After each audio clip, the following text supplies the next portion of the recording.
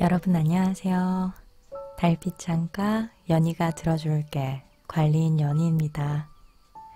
오늘도 여러분들께 북 리딩 들려드리려고 이렇게 자리를 마련했는데요. 다시 오늘은 어떻게 살아야 할지 막막한 너에게 다음 이야기를 또 들려드리려고 이렇게 준비해봤어요. 여러분들은 한 주 어떻게 지내셨나요? 저는 요즘에 그냥 괜히 정신없이 지내는 것 같은데 여러분들도 하루하루 즐거운 일들만 가득가득 하시면서 바쁘게 하루 보내셨으면 좋겠습니다. 그러면 오늘도 어김없이 북 리딩 시작하도록 하겠습니다.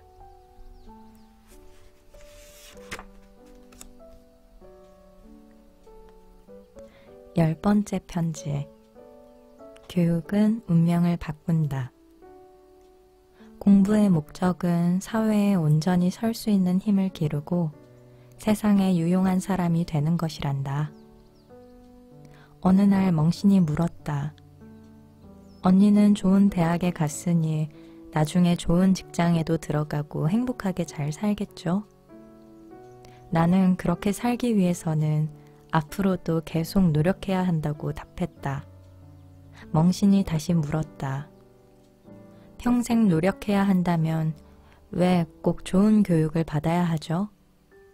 학교를 그만두고 창업해서 성공한 사람들도 있잖아요. 이 편지는 멍신의 질문에 대한 내 생각을 적은 것이다. 멍신에게 아빠가 좋은 대학교를 간다고 인생이 크게 달라지는 건 아니야 라고 말하면서 또 한편으로는 열심히 공부해서 좋은 교육을 받아야 해 라는 모순된 말을 하는지 이해할 수 없다고 했었지? 또 학업을 포기하고 창업해서 큰 성공을 거둔 사람들도 있는데 학위가 그렇게 중요한 것이냐고 물은 적도 있었어. 정리해보면 결국 너는 교육의 필요성에 대해 물은 것인데 아주 좋은 질문이라고 생각해. 먼저 교육의 필요성에 관해 3가지 측면에서 생각해보자. 첫 번째로 국적에 상관없이 거의 모든 사람들이 교육이 운명을 바꾼다는 말에 공감하는 이유는 뭘까? 학교를 다니다 보면 아시아계 가정의 부모들이 다른 나라 부모보다 교육을 더 중시한다는 걸 느낄 거야. 현재는 그렇지만 사실 역사적으로는 유럽과 미국의 가정에서 교육을 훨씬 더 중요하게 여겼단다. 과거 아시아에서 교육은 주로 과거에 급제하기 위한 수단이었지 생존 기술이나 개인의 소양을 기르기 위한 것은 아니었어. 하지만 유럽에서는 일찍이 교육이 사람의 일생에 얼마나 큰 영향을 주는지 깨달았단다. 그래서 영국에서는 16세기 에드워드 6세 때부터 무상교육을 실시했고 학비를 내지 못하는 가난한 집안의 자녀들도 누구든 국립학교에 다닐 수 있었어. 위대한 과학자인 뉴턴도 무상교육을 통해 중등교육을 마치고 케임브리지 대학교에 들어갈 수 있었단다. 그렇지만 이러한 교육이 보편적으로 이루어지는 것은 아니었어. 왜냐하면 가난한 집안의 아이들은 먹고 사는 문제가 우선이었거든. 그들에겐 배울 시간이 없었어. 그래서 엘리자베스 1세 때에 이르러서는 도제라는 방식이 생겨났단다. 이는 국가에서 돈을 지불해 가난한 집안의 아이들에게 생계를 꾸려나가는 데 필요한 기술을 가르쳐주는 제도야. 여기서 차관해 많은 교육자들이 영국과 미국에서 일요학교를 개설해 가난한 아이들에게 기본적인 교육을 제공하기도 했지. 한편 프로이센이 걸기할 무렵 독일의 교육자인 빌헬름 폰 훔볼트는 주로 기술교육에 초점을 맞춘 매우 효과적이고 대중적인 교육체계를 구축했어. 덕분에 수십 년 후 유럽의 변방국이었던 독일은 강대국으로 자리매김할 수 있었지. 미국의 길먼과 엘리엇 같은 교육자도 유럽에 가서 그들의 경험을 배워왔단다. 아시아에서는 20세기 후반에 이르러서야 교육의 중요성을 인지하기 시작했어. 그때까지만 해도 아시아 지역은 교육이 보편적이지 않았기 때문에 많은 사람들이 좋은 직업을 가질 수 없었어. 그러다가 교육의 정도와 수준이 아이의 미래에 큰 영향을 준다는 사실을 깨닫고 교육을 중시하는 풍토가 생기게 되었지. 이러한 영향을 받아 미국에서는 KIPP를 실시했단다. 아는 것이 힘인 프로그램. 예전에 라디오에서 KIPP에 관한 소식을 함께 들은 적이 있었지?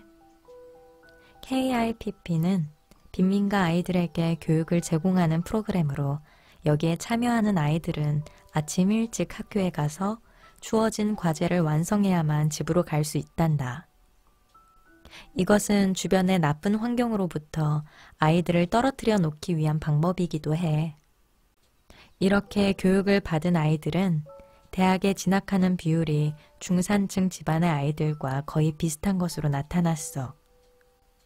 한 세대만 가난에서 벗어날 수 있다면 가난은 더 이상 대물림되지 않을 수 있단다. 사람들은 점점 교육을 받지 못하면 운명이 고달파진다는 사실을 인식하게 되었지. 오늘날 많은 사람들이 미국의 사회계층을 이야기하면서 하위층에 있는 사람들이 상류층이 되는 것은 아주 어려운 일이라고 말해. 사실 이건 충분한 교육을 받지 못해서란다. 하위층 사람들이 상류층 사람들보다 결코 머리가 나쁜 것은 아니야. 만약 그들에게도 충분한 기회가 주어지고 어려서부터 좋은 학습 습관을 기를 수 있었다면 상류층 사람들과 다를 바 없는 생활을 누렸을 거야. 네가 다니는 학교에 우리처럼 중국에서 온 학부모들도 있을 거야. 그들 중에는 중국 농촌의 상당히 가난한 집안 출신도 있을 텐데 사실 그들의 부모는 훨씬 더 가난했을 거란다. 그들이 평생 받은 교육이라고는 읽고 쓸 수 있는 정도가 전부인 경우도 많아. 하지만 그래도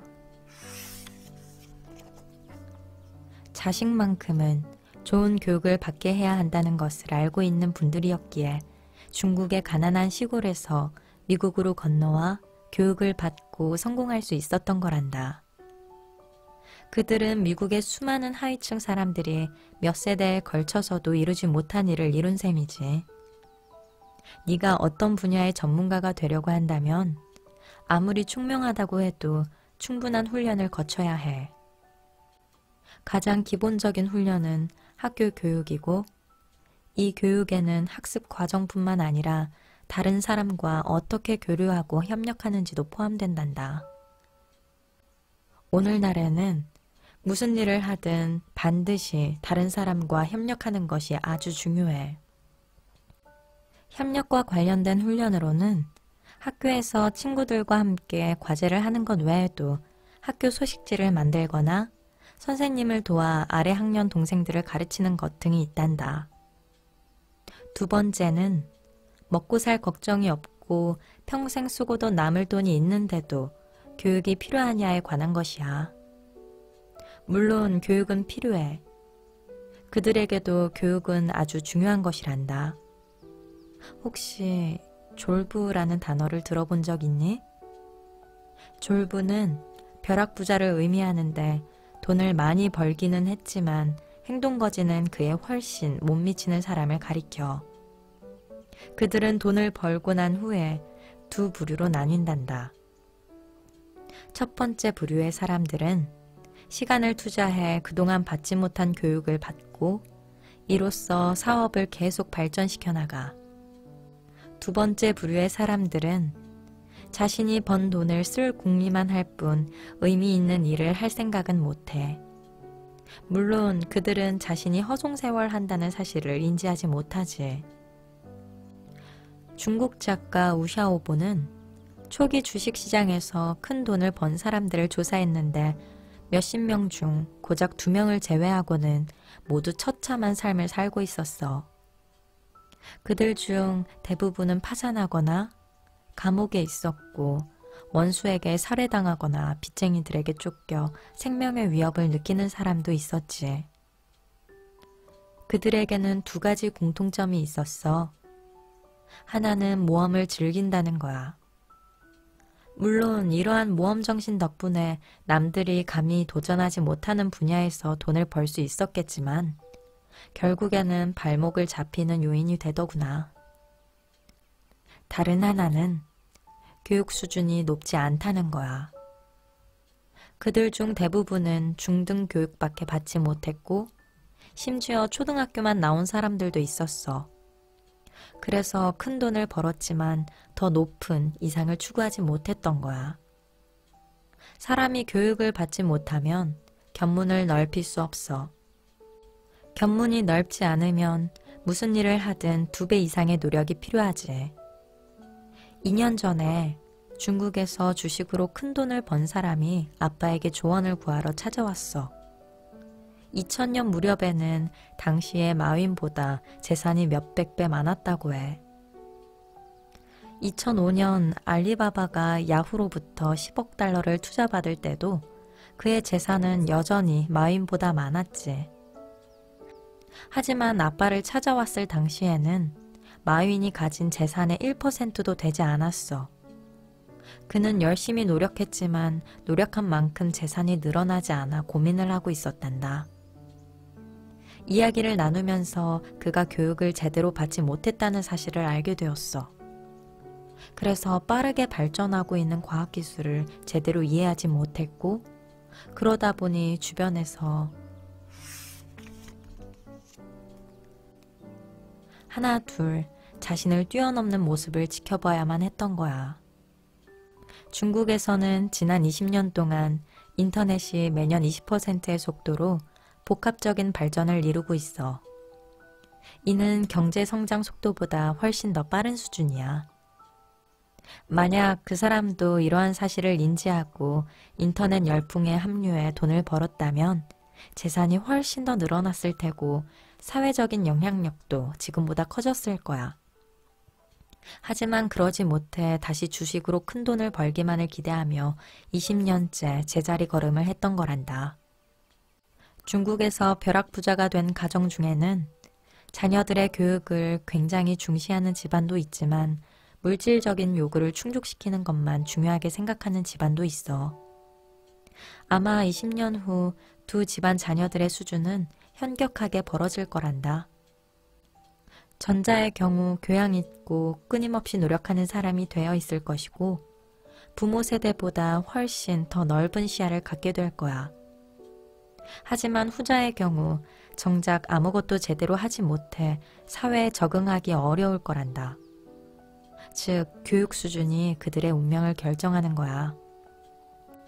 미국의 상황도 크게 다르지 않아.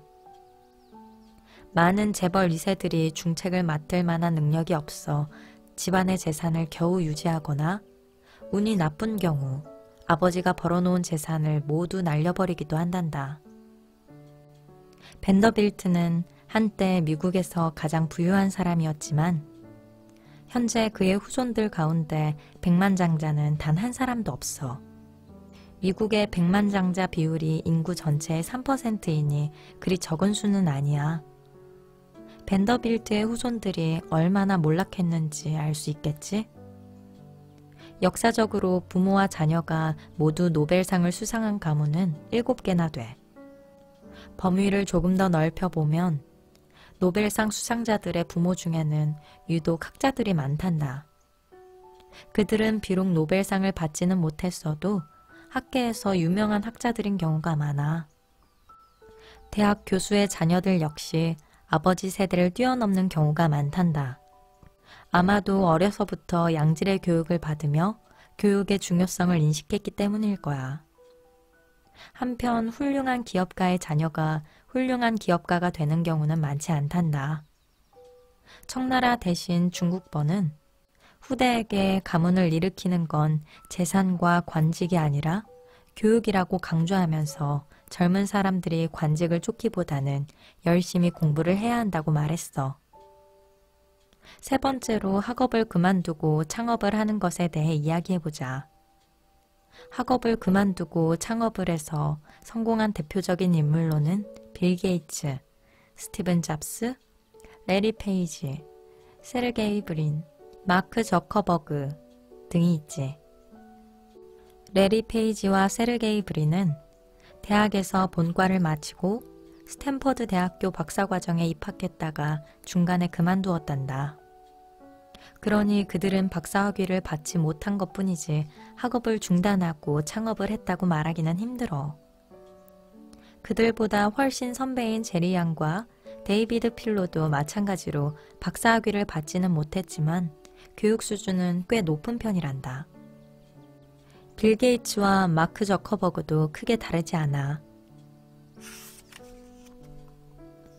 대부분의 사람들은 그들에 관해 두 가지를 간과하고 있어.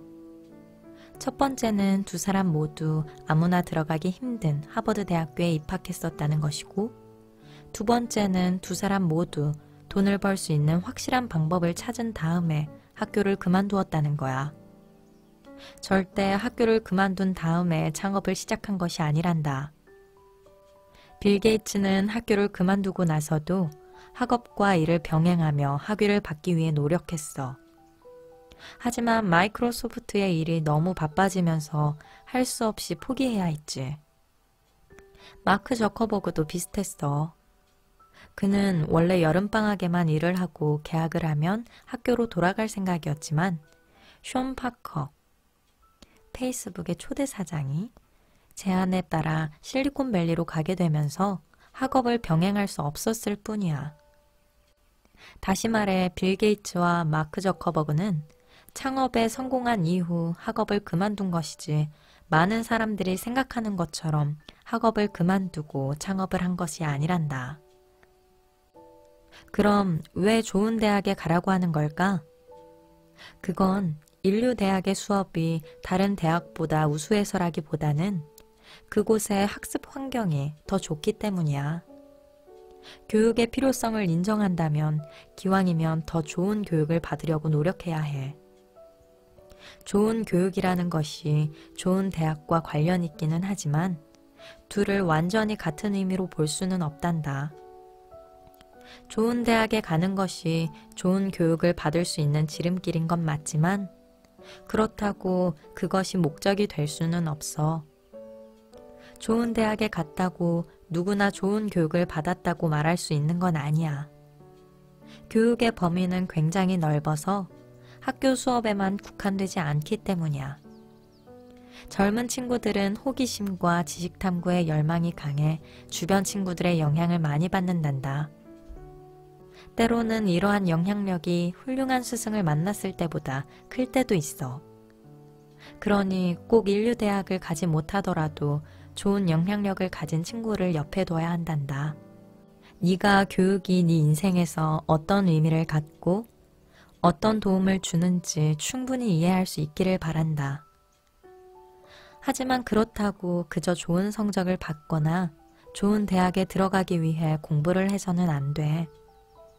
공부의 목적은 사회에 온전히 설 수 있는 힘을 기르고 세상에 유용한 사람이 되는 것이니까. 아빠로부터. 이렇게 이번 리딩도 끝이 났습니다. 저는 뭔가 이번 챕터가 참 신선했어요. 제가 학교를 다닐 때도 이런 고민을 하는 친구들이 참 많았던 걸로 기억하거든요. 그리고 저 또한 대학교를 졸업을 해야 될까? 하지 않아도 되지 않을까라는 생각을 참 많이 했었어요. 졸업을 하기는 했지만 부모님께서 꼭 졸업은 해야 한다고. 근데 뭔가 조금 더 대학교를 왜 졸업해야 된다라는 그냥 한 가지 이유?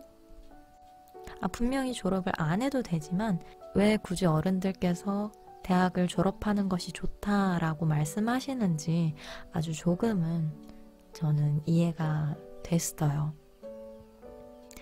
이것뿐만이 아니라 여러 가지 또 저희 살아가면서 일들이 있겠죠. 그때도 참 많은 고민들을 하잖아요. 선택지에 놓일 때 저희가. 그때마다 항상 고민을 하게 되는데 10년이 지나고 20년이 지났을 때 지금의 선택을 되돌아봤을 때 덜 후회할 수 있는 선택을 하라고 제가 또 다른 책에서 읽었던 적이 있어요. 전 이 말을 참 좋아해요. 뭔가 어떤 선택을 할 때 후회를 안 하는 선택은 없다고 하더라고요. 여러분도 매번 삶을 살아가실 때 너무 중요한 선택들을 하실 텐데 그때마다 내가 10년이 지나고 20년이 지나서 되돌아봤을 때 덜 후회할 수 있는 일들을 선택하셨으면 좋겠습니다. 오늘도 저와 함께 이렇게 북 리딩 함께 해주셔서 너무 감사드리고요. 오늘 하루도 즐거운 밤 되시고 좋은 꿈 꾸시길 바랄게요. 오늘도 여러분 안녕히 주무세요. 굿나잇.